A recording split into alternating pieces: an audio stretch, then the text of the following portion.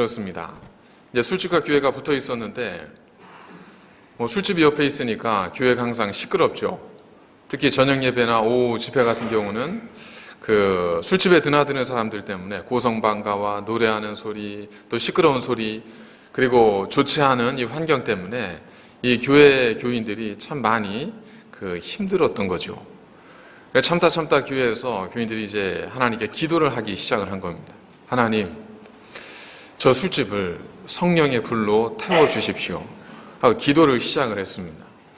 근데 기도를 하고 간절히 기도를 한 지 얼마 기간이 지났는데 이 술집에 불이 난 거예요. 화재가 발생을 한 겁니다. 주인이 화재를 진압하고 어떻게 하냐 하고 있는데 어떤 사람이 하는 얘기가 옆에 있는 교회가 날마다 모여서 니네 술집 불나게 해달라고 기도했던 거 아니? 그런 거예요. 그러니까 이 술집 주인이 그래? 하고 교회를 상대로 고소를 이제 한 겁니다. 판사가 이 얘기를 쭉 듣고 나서 교회에서 온 대표들에게 물었습니다. 당신들이 정말로 그렇게 기도한 적이 있습니까? 그랬더니 교회 대표들이 저희들이 그렇게 기도한 적이 있습니다. 그러면 당신들은 저 술집 주인이 고소했던 내용, 그래서 당신들로 인해서 그 술집에 불이 났다는 걸 당신을 인정하십니까? 그들 배상 책임에 대해서 인정하십니까? 그랬더니 이 교회 대표들이 하는 얘기가, 판사님, 우리가 기도는 했지만 그렇다고 어떻게 불이 나겠습니까? 아니, 기도했다고 불 나면, 기도한다고 다 되면 그럼 우리가 이렇게 살겠습니까? 그건 아니죠. 자기들 잘못을 왜 저희들한테 뒤집어 씌웁니까? 하면서 이제 판사에게 자신들의 입장을 이야기한 거죠. 판사가 양쪽 얘기를 다 들었습니다. 판시를 해야 되는데 사실 이제 물증이 있어야 되잖아요. 그러니까 이거에 대해서 책임을 물을 수는 없죠. 그래서 고소인의 고소 내용에 대해서 판결을 내릴 수는 없습니다. 증거가 없습니다. 그 대신 한 가지 확실하게 말씀드릴 수 있는 건 있습니다. 저 술집 주인이 이게 교인들보다 하나님에 대한 믿음이 더 강한 것 같습니다. 사실은 아닌 것 같아요. 제가 이제 쭉 책에서도 읽었고 인터넷에서도 읽었고 설교집에도 읽었는데 보니까 어디에는 텍사스에서 벌어진 일이라고 하고 어디는 영국에서 벌어진 일이라고 하는 거 보니까 실화는 아니에요. 실화는 아니고 그냥 우리의 믿음, 그리스도인들의 믿음에 대해서 풍자했던 하나의 예화인 것 같습니다. 그런데 과연 정말로 그런 일이 우리에게 벌어졌을 때 우리가 이 교회 교인들과 다르게 말할 수 있겠는가? 이 교회 교인들보다 다르게 우리는 말할 수 있겠는가 하는 질문을 던져보면 이것이 단순한 이야기로만 생각하기에는 우리에게 던지는 메시지가 있다 생각을 합니다. 부자 아빠, 가난한 아빠라고 하는 책, 이 책의 로버트 기사유키라고 하는 저자는 그 책에서 부자들, 소위 말하면 자기가 원하는 것을 얻은 사람과 가난한 아빠들, 자기가 원하지만 얻지 못한 사람의 차이, 그들 간의 어떤 차이를 이렇게 자기는 주장을 합니다. 부자들은 의견보다는 사실을 중요하게 생각합니다. 그래서 그 사실을 얻기 위해서 귀를 기울이고 시간과 물질을 투자합니다. 그런데 그렇지 않은 가난한 사람들은 사실이 아니라 의견에 귀를 기울입니다. 그리고 거기에 더불어 자기가 듣고 싶어하는 이야기를 들으려는 경향이 강합니다. 사실이 아니라 의견을 듣는 사람일수록 자기가 원하는 삶을 살지 못할 가능성이 높아집니다. 왜냐하면 그러한 사람들은 늘 다른 사람들의 의견에 지배당하게 되기 때문입니다. 이렇게 이 로버트 기사유키라고 하는 사람은 부자 아빠, 가난한 아빠, 원하는 것을 얻은 사람과 그렇지 못한 사람을 구분을 했습니다.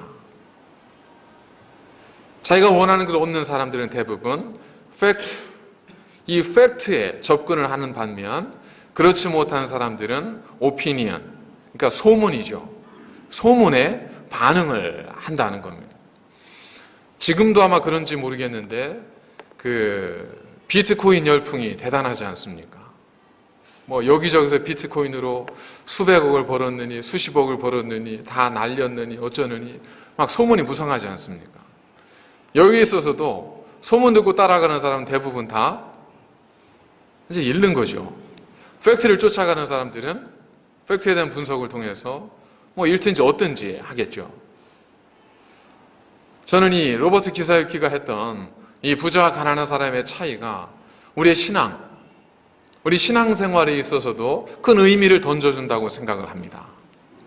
우리들 중에도 팩트로 사는 사람과 오피니언으로 사는 사람이 있습니다.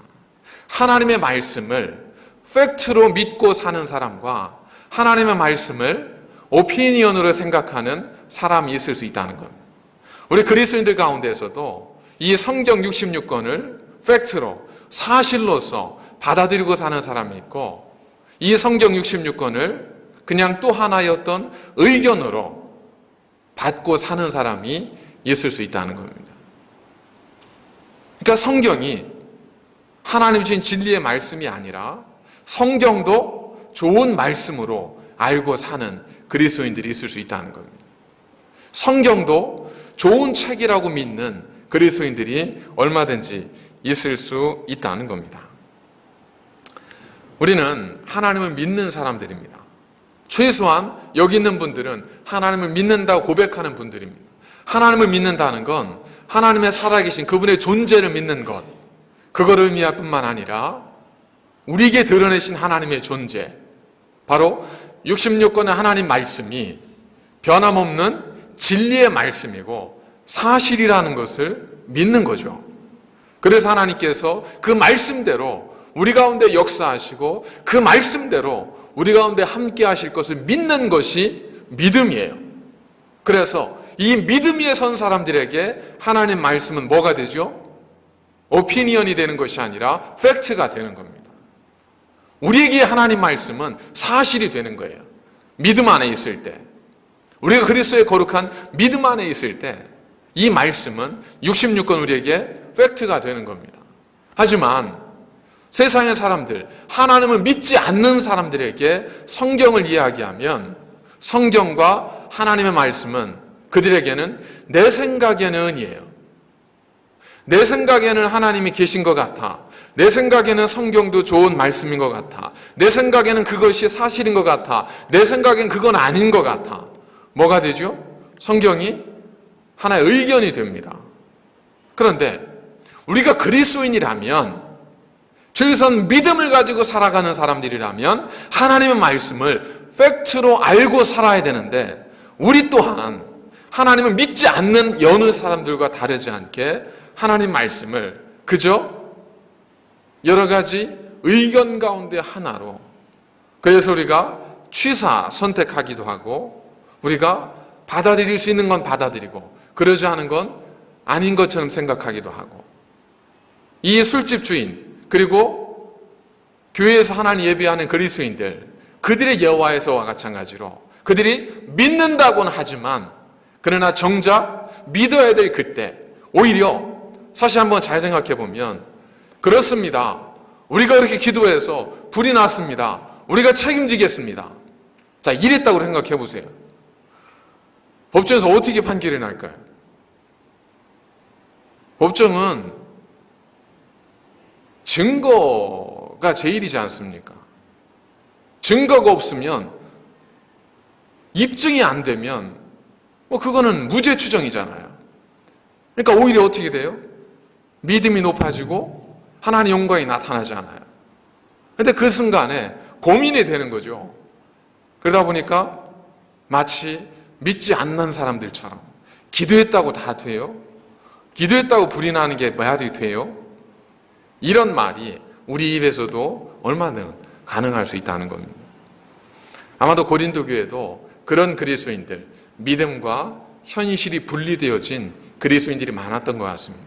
그래서 사도 바울은 하나님께 사도 바울을 통해서 오늘 6장 1절에 너희가 하나님의 은혜를 헛되이 받지 말라. 하나님 분명 귀한 은혜를 주셨는데 받는 사람들이 그 은혜를 헛되이 받는 거예요. 공허하게 받는 겁니다. 아무것도 아닌 것처럼 받는 겁니다. 하나님은 독생자들 예수 그리스도를 이 땅에 보내시고 그를 죽게 하셔서 우리 영혼을 구원하시고 그 은혜를 우리에게 주셨는데 우리는 마치 그 은혜가 아무 값없는 것처럼 누구에게나 던져질 수 있는 동전처럼 그렇게 치부해버린다는 겁니다. 내가 구원받았습니다. 이게 마치 아무것도 아닌 것처럼. 구원받으셨어요? 네, 받은 것 같아요. 이게 얼마나 무서운지 모르는 사람처럼 우리가 그렇게 말하고 살아가고 있지는 않은지 오늘 말씀 우리에게 깨우치고 있다는 겁니다. 그래서 오늘은 고린도서 6장 8절에서 10절의 말씀에 근거해서 우리의 믿음이 과연 사실에 근거한 믿음인가 아니면 의견을 따르는 믿음인가 그것이 어떻게 차이가 있는가 하는 것을 말씀으로 한번 살펴보도록 하겠습니다.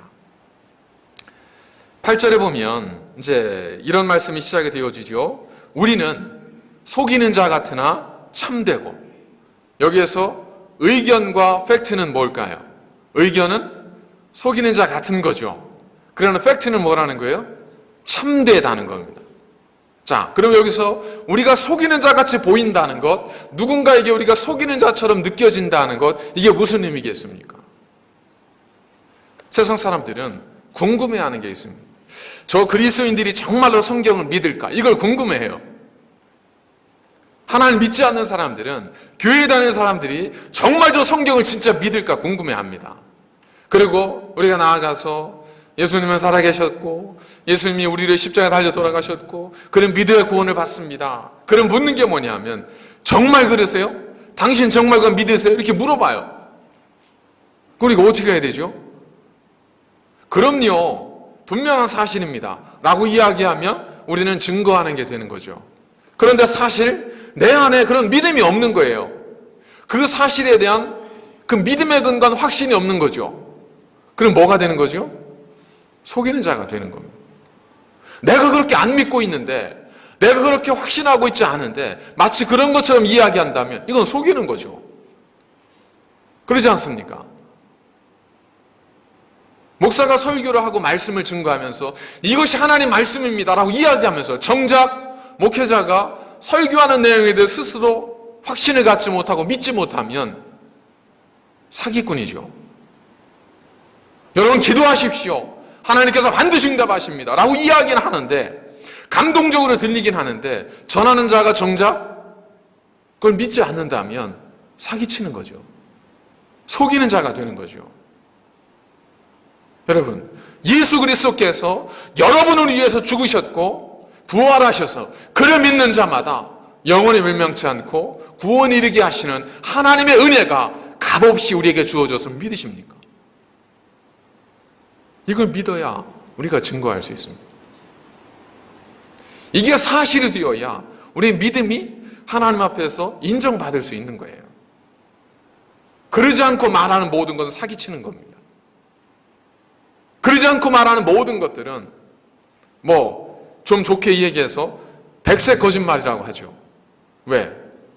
나는 믿지 않지만 그래 저 사람 믿으면 도움이 될 것 같으니까 악의로 하는 것이 아니라 선한 뜻으로 하는 거짓말. 그렇다 하더라도 속이는 거죠. 내가 안 믿는 걸 다른 사람 보고 믿으라고 하는 건 속이는 거지 않겠습니까? 영적인 사기입니다. 그렇기 때문에 우리는 먼저 우리 스스로가 하나님의 이 말씀에 대한 확신이 있어야 돼요. 이건 뭘 통해 가져요? 지식과 지혜가 아닙니다. 이건 뭐냐면 믿음이에요, 믿음. 우리가 이 믿음으로 말미암아 구원을 받게 되는 겁니다. 오직 믿음 안에서 모든 하나님의 말씀은 팩트가 되고 사실이 되고 우리에게 진리가 되는 거죠. 우리가 믿음을 가지고 있다고 한다면 그 이야기는 곧 우리가 하나님의 모든 말씀을 사실로 받아들인다는 걸 의미합니다. 물론 믿음이라는 것이 모든 걸 다 믿었다고 해서 다 받아들이고 의심하지 않고 그러진 않죠. 그러나 최소한 분명한 이 기독교에 있어서 구원의 진리가 있잖아요. 오늘 말씀하고 있는 화목해 하는 복음, 화목해 하는 말씀이 있잖아요. 그게 뭐죠? 하나님 우리를 사랑하셔서 십자가를 통해서 우리를 구원하셨다는 거예요. 그래서 십자가를 통해서 하나님과 우리 사이에 막힌담을 하시고 인간과 인간 사이에 막힌담을 하셨기 때문에 이 화해의 말씀을 가진 자들은 하나님과 화해하고 사람과 화해해야 된다는 거예요. 이게 화목의 말씀입니다. 바로 이 사실을 우리가 고백할 수 있어야 한다는 겁니다. 두 번째는 무명한 자 같으나 유명한 자라. 우리는 무명한 자라는 건 어떤 의미냐면 알려지지 않은 이런 뜻도 있지만 인정받지 못하는 이런 뜻도 있습니다. 그러니까 우리는 사실 그리스도인들이 사람들에게, 세상의 사람들에게 인정 많이 받나요? 그렇게 인정받지 못하기도 하지 않습니까? 저 교회 다닙니다. 크리스찬입니다. 그러면 그러세요? 크리스찬이면 이렇게 되겠네요. 이러시겠네요. 이런 기대치가 많이 죽었잖아요. 그럼 누가 이야기했던 것처럼 나는 예수님은 믿지만 교회는 나가지 않는다는 말처럼 마치 우리가 세상의 사람들로부터 인정받지 못하고 세상의 사람들로부터 유명하지 않은 사람처럼 보일 수 있습니다. 사실 그러기도 하죠. 그런데 주님이 주신 팩트는 뭐냐면 너희 중에 누구든지 지극히 작은 소자에게 냉수 한 그릇 대접하면 내가 그 상을 결단코 잊지 않을 것이다 라고 주님께서 말씀하시고 약속하셨습니다. 그럼 뭐라고 약속하셨냐면 천부께서는 너희의 머리털까지 세신 바 되었느니라. 하나님께서는 여러분 한 사람 한 사람, 우리 한 사람을 뭉뚱그려 보지 않습니다. 독생자들 예수 그리스도와 바꿀 수 있을 만큼의 그 존재감과 무게로 우리 한 사람을 기억하신다는 것. 하나님이 기억하신다는데, 하나님이 인정해 주신다는데 뭐가 더 필요하겠습니까? 여러분 절대 무명하지 않습니다. 여러분은 유명한 자입니다. 아마 천국에서 여러분들 이름을 다 알고 계실 거예요. 천국에서 아마 여러분들 이름들이 유명한 이름이 되고 있을 겁니다. 그거 믿으세요? 안 믿기죠. 막 안 믿기는 거예요. 이게 소문이에요.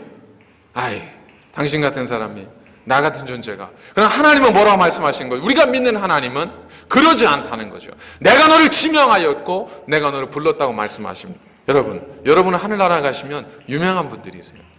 걱정하지 마십시오. 외롭지 않습니다. 하나님 여러분들을 다 알고 계십니다. 이름 한 사람 한 사람 부르면서 내가 너를 기억하였고 내가 너를 불렀고 내가 너를 알았고 내가 너를 기뻐하였노라 라고 하나님께서 말씀하실 수 있는 분들이 하나님을 믿는 여러분 모두이십니다. 이게 팩트입니다. 세 번째, 죽은 자 같으나 살아있는 자. 죽었다는 것은 물리적으로 육체적으로 죽었다는 뜻도 있지만 죽었다는 것은 느끼지 못한다는 거죠. 그래서 세상 사람들이 그리스도인들을 향해서 뭘 불쌍히 여기냐면 무슨 재미로 살아? 저기 교회만 열심히 다녀서 무슨 재미로 세상 사는 낙이 있겠어? 라고 하잖아요. 그죠? 그래서 교회 다니는 사람들을 좀 고리타분한 사람들, 세상의 재미도 모르는 사람들 이렇게 불쌍히 여기잖아요. 마치 세상의 즐거움에 대해서 죽은 사람처럼 여길 수 있다는 겁니다. 그런데 믿음 안에 있는 사람, 여러분 믿음 안에 하나님이 주시는 기쁨을 누려보신 적이 있으십니까? 정말 믿음 안에서 하나님이 나를 사랑하시고 하나님 나를 기억하시고 하나님 나에게 은혜를 베풀어 주시고 은사를 주시고 능력을 주시고 내 기도를 들으시고 나의 걸음 인도하신다는 하나님의 놀라운 은총을 여러분 경험하신 분이 있으시다면 우리가 어떻게 즐거움을 모르는 사람이에요? 우리가 어떻게 기쁨을 모르는 사람입니까? 우리에게는 세상이 주는 기쁨이 아니라 하늘에서 주시는 기쁨으로 가득한 사람들이 그리스도인들입니다. 바울은 그랬기 때문에 옥에 갇혀서도 기뻐하고 노래했습니다. 다윗은 그랬기 때문에 쫓기면서도 하나님을 찬양해서 그가 지은 시편 전체, 솔로몬이 지은 시편 전체가 탄식하는 노래도 있지만 대부분이 뭐야? 할렐루야, 할렐루야. 죽음의 골짜기에서, 악올 골짜기에서 두려워하지 않은 것은 여호와의 지팡이와 막대기가 나를 안위하시나이다. 이것 때문에 기뻐하고 이것 때문에 즐거워했습니다.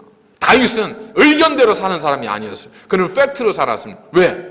하나님에 대한 믿음이 있었기 때문에 그렇습니다. 그리스도인들은 기뻐하고 즐거워하고 우리에게는 하나님 주시는 만족과 하나님 주시는 영원한 즐거움이 가득하다는 겁니다. 이것이 네 번째로 연결이 되어집니다. 네 번째는 징계를 받는 자 같으나 죽임을 당하지 않는다라는 겁니다. 사람들은 우리 그리스도인들이 되는 것을 고난과 아픔과 괴로운 길을 가는 거라고 생각을 합니다. 여러분 어떻게 생각하십니까? 그런가요? 그리스도를 따르고 예수님을 믿고 신앙생활 하는 것이 괴롭고 힘들고 고난스러운 길인가요? 그럴 수도 있을 겁니다. 그럴 수도 있을 건데 한번 이걸 생각해 보면 좀 생각이 달라질 수 있습니다. 잠언 3장 12절에 보니까 대저 여호와께서 그 사랑하시는 자를 징계하기를 마치 아비가 그 기뻐하는 아들을 징계함 같이 하시느니라. 우리가 징계를 받는 자 같으나 죽임을 당하지 않고 마치 우리가 고난을 받으면 죽을 것처럼 우리는 생각을 합니다. 그래서 아프면 죽을 것 같아 이렇게 이야기를 합니다. 근데 성경은 뭐라고 말씀하고 있냐면 하나님께서 우리를 징계하시기를 그 아비가 사랑하는 자녀를 징계함 같이 한다는 거예요. 아비가 사랑하는 자녀를 왜 징계하죠? 그를 바른 길로 가게 하기 위해서, 그를 온전한 길로 걷게 하기 위해서, 그로 건강하고 아름답게 살기 위해서 그를 징계하지 않습니까? 반면 징계하지 않고 내버려 둔다는 건 무슨 뜻이에요? 로마서 1장 28절에 보니까 또한 그들이 마음에 하나님 두기를 싫어하며 하나님께서 그들을 그 상실한 마음대로 내버려 두사 합당하지 못한 일을 하게 하셨으니, 여러분 하나님의 심판은 내버려 둠이에요. 내 그릇된 길로 가고 엉뚱한 길로 가도 아무런 일이 없는 건 하나님이 나를 이뻐해서가 아니에요. 하나님 능력이 없어서도 아닙니다. 내버려 둔 거예요. 왜? 우리 마음속에 하나님 두기를 싫어했기 때문에 하나님께서 상실한 마음대로 내버려 둔 거예요. 그러나 하나님이 사랑하시는 자는 어떻죠? 그릇된 길로 가면 하나님이 주시는 징계가 있습니다. 아픔이 있는 거예요. 그래서 깨닫게 하는 거예요. 그리스도인을 살면서 고난이 없고 아픔이 없고 징계가 없다는 건 다른 말로 이야기하면 내가 그만큼 바르게 살았다든지 아니면 우리의 마음에 하나님 두기를 싫어하며 하나님 우리를 그 상실한 마음들을 내버려 두셨기 때문입니다. 어느 쪽일까요? 바르게 사셔서 그렇습니까? 우리가 하나님 두기를 마음에 기뻐하지 아니하면 하나님께서 때로는 내버려 두십니다. 그리스도인의 징계가 없다는 건 버림받은 거예요. 여러분, 자녀들과 대화를 할 때 어릴 때는 어쩌 애가 어릴 때는 싫든 애가 싫어하든 좋아하든 얘기를 해요. 이렇게 하면 안 돼, 저렇게 해야 돼, 이렇게 해야 돼. 왜 얘기를 하죠? 그게 먹히니까. 내 애가 커요. 이제 머리가 커졌습니다. 그때는 어떻게 해요? 하고 싶은 말은 여기까지 차이 있지만 얘기를 해야 안 해요? 안 해요. 왜 그렇죠? 이미 그 마음에 부모의 말을 담을 수 있는 한계가 지났어요. 이야기하면 뭐가 돼요? 다툼이 돼요. 그러니까 어떻게 해요? 얘기를 안 해요. 뭐 하는 거예요? 버려두는 거예요. 교회에서도 어떻습니까? 아이들이 막 엉뚱한 짓 하잖아요. 못된 짓 하잖아요. 그럼 어떻게 해요? 아유, 얘는 힘드세, 너무 활발해. 이 얘기는 뭐 하는 거예요? 그냥 내버려 두는 거예요. 사랑해서 그런 게 아니에요. 그건 사랑해서 그런 게 아니에요. 사랑하면 어떻게 해야 돼요? 징계를 해야 되는 거예요. 그러면 안 돼! 라고 해야 되는 거예요. 근데 그러면 어떻게 되죠? 부모들로부터, 엄마로부터 따가운 눈총을 받잖아요. 관계에 문제가 생기잖아요. 그러니까 내버려 두는 거예요. 사랑하는 게 아니에요. 여러분, 교회에서 내 자녀가 엉뚱한 짓 하는데 가만히 내버려 두는 걸 사랑받는다고 생각하지 마십시오. 무관심한 거예요. 사실 그러면 안 돼요. 엄부양모처럼 하나님의 교회에도 정말 바른 길을 가도록 훈계하고 양육하는 사람이 있어야 돼요. 그래야 그것이 하나님의 살아있는 교회가 사랑받는 교회입니다. 우리는 징계를 받는 것 같지만 오히려 그 징계는 하나님의 사랑하심의 증거입니다. 그러니까 징계 속에 있습니까? 기뻐하십시오. 하나님이 사랑하고 관심을 갖고 계신 거예요. 하나님이 기억하고 계신 거예요. 하나님 도와라오기를 원하고 계신 거예요. 다섯 번째, 근심하는 자 같으나 항상 기뻐하고. 우리는 참 그리스도인들은 근심이 많습니다. 그죠? 선거신 예배 때도 이제 기도 카드를 제출하십시오. 기도 카드 제가 예전에 10가지로 하다 5가지 줄였잖아요. 거기 무슨 기도가 주로 있을까요? 감사와 찬양과 영광을 돌리는 기도? 그게 아니에요. 다 보면 좋게 얘기하면 간구지만 대부분 근심거리예요. 이런 문제가 있고 이런 아픔이 있고 이런 해결할 것이 있어서 이것 좀 들어주세요. 다 근심거리, 염려거리예요. 기도하는 자리에 와보십시오. 다 염려, 근심이 가득하지 않습니까? 1시간, 2시간 염려, 근심으로 가득 차요. 근데 문제는 뭐예요? 그걸로 끝나지 않고 그 기도를 통해서 하나님께 간구하고 아뢰고 부르짖음을 통해서 그 말씀을 믿음으로 인해서 응답하신 하나님에 대한 소망이 있잖아요. 그러니까 염려, 근심하는 자 같으나 그러나 근심하는 자가 아니라 우리는 기뻐하는 자입니다. 주 안에서 우리는 기뻐하는 자예요. 내게 능력 주시는 자 안에서 모든 걸 가능케 하신 하나님이 우리 기도를 들으시고 하나님이 우리와 함께 하시기 때문에 우리는 근심하는 자 같으나 사실은 하나님 안에서 기뻐하는 거룩한 하나님의 백성이라는 겁니다. 이게 팩트예요. 여러분, 의견과 소문에 좌우되지 마십시오. 근심하는 걸 당연히 여기지 마십시오. 우리는 기뻐하도록 지음받은 사람이고 우리는 기뻐해야 되는 하나님의 사람들이라는 겁니다. 6번째, 가난한 자 같으나 많은 사람을 부욕해 하는 사람이다 라는 겁니다. 신앙생활 적당히 해. 왜? 너무 열심히 하면 힘들어져. 뭐가요? 몸도 힘들어지고 경제적으로 힘들어지고 그리고 뭐 어쨌든 힘들어져. 적당히 해. 그냥 적당히 눈치껏 봐서 해. 이게 이제 사랑하는 분들에 대한 아름다운 교훈과 서로 간의 권면과 위로의 내용이잖아요. 그죠? 그리고 실제로 우리가 신앙생활 하다 보면 이제 조금 열심히 말씀대로 살려고 하다 보면 이제 뭐 11조, 감성금 뭐 이런 그 여러 가지에 대해서 부담도 갖게 되고 또 그거에 대해서 하나님의 말씀에 대해 순종하고자 하는 마음도 생겨서 이제 고민도 하게 되죠. 그런데 실제로 그렇게 살면서도 경제적으로 어렵고 힘든 그래서 굉장히 정말 고민하며 살아가는 많은 그리스도인들의 가정들이 사실 분명히 있습니다. 사실 저희 새날교회도 지금 보면 헌금이 계속 줄어가고 있어요. 사람이 주니까 헌금도 줄 수도 있겠죠. 가난해져 가고 있는 거죠. 지금 계속 점점 가난해져 가요. 자, 그럼 한번 생각을 해보세요. 우리가 신앙생활을 열심히 해서 가난해져 가요? 우리가 그 신앙생활을 정말 열심히 했기 때문에 점점 더 가난해져 가요? 그렇기 때문에 헌금이 줄어요? 아니잖아요. 우리의 가정이 경제적으로 궁핍하고 힘들 수 있습니다. 그럼 한번 잘 생각해 보세요. 우리가 정말 열심히 하나님 말씀대로 살아서 그래요? 우리가 정말 하나님 말씀과 기뻐하시는 뜻대로 살았기 때문에 그래요?